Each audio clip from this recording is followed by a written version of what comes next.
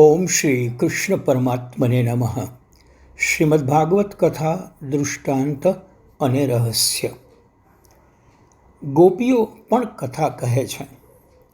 ગોપીઓ કહે છે, નાથ, કથા કરતાં તમને જ આવડે એવું નથી, અમને પણ કથા કરતાં આવડે છે.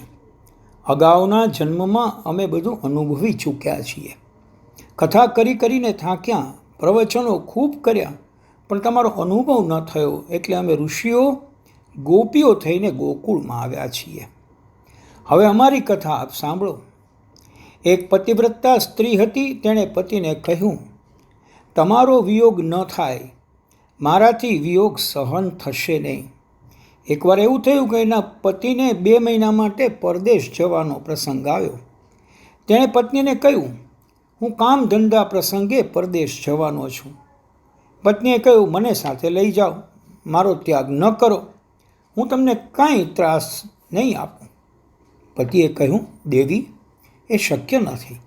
મારે ધંધાના કામ અંગે જવાનું છે, પરંતુ હું એક ઉપાય બતાવું છું, તેથી તને મારો વિયોગ નહીં લાગે.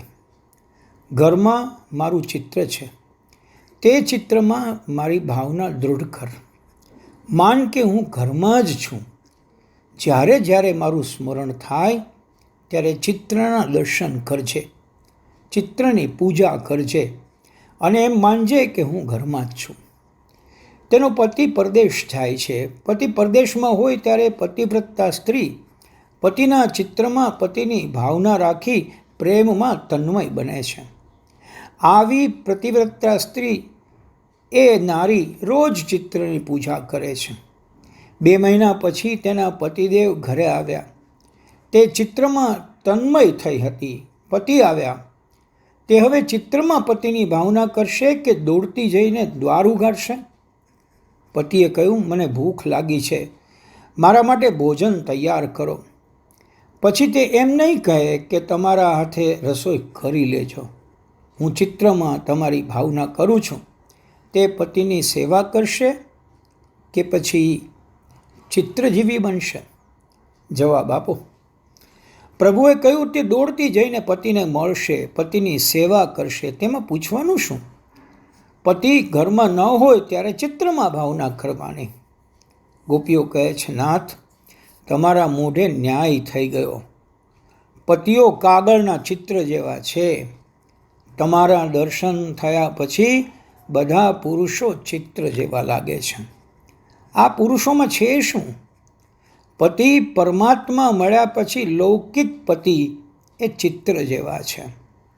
મને પતિ પરમાત્મા મળ્યો, એટલે હવે લૌકિક પતિ ચિત્ર જેવો લાગે છે.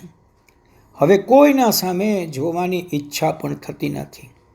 આપ અમારા જન્મો જન્મના પતિ છો. અમારા સાચા પતિ આપ છો. હવે અમને ચિત્ર જેવા પતિમાં તમારી ભાવના કરવાની જરૂર લાગતી નથી. આપ ઈશ્વર મળ્યા. જીવ ઉપર નિસ્વાર્થ પ્રેમ કરનાર સાચા પતિ મળ્યા. પછી લૌકિક પતિની સેવા કરવાની હોય નહીં. તમારા દર્શન થયા પછી લૌકિક પતિમાં શું ભાવના રાખવી? તે શા કામના? લૌકિક પ્રેમમાં હંમેશા સ્વાર્થ અને કપટ હોય છે. યાદ રાખીએ, ઘેર જઈને એમ નહીં કહીએ કે લૌકિક પતિ કાગળિયા જેવો છે. જ્યાં સુધી પરમાત્માના પ્રત્યક્ષ દર્શન ન થાય ત્યાં સુધી પતિમાં પરમેશ્વરની ભાવના કરવાની. જ્યારે પરમાત્માના પ્રત્યક્ષ દર્શન થાય ત્યારે પતિમાં પરમેશ્વરની ભાવના ન રાખીએ તો ચાલે. આજ દિન સુધી પતિમાં તમારી ભાવના ખૂબ રાખી, તેની સેવા કરી, તેથી તો નાથ તમે મળ્યા છો. તમે મળ્યા પછી હવે ભાવના શાની કરવાની? પરમાત્માના જેને દર્શન ન થાય તે ચિત્રમાં શ્રી કૃષ્ણની ભાવના કરે છે, પણ ચિત્ર એ શ્રી કૃષ્ણ નથી. જેને પ્રત્યક્ષ પરમાત્મા ન દેખાય તે પતિમાં પરમાત્માની ભાવના રાખે.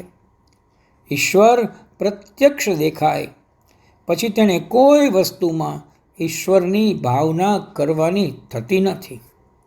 યાદ રાખવા જેવું છે કે ભાવના એ સંયોગમાં કરવાની હોતી નથી, વિયોગમાં કરવાની હોય છે. ગોપીની આ કથા સાંભળીને શ્રી કૃષ્ણ અચરજ પામ્યા. હરિ ઓમ.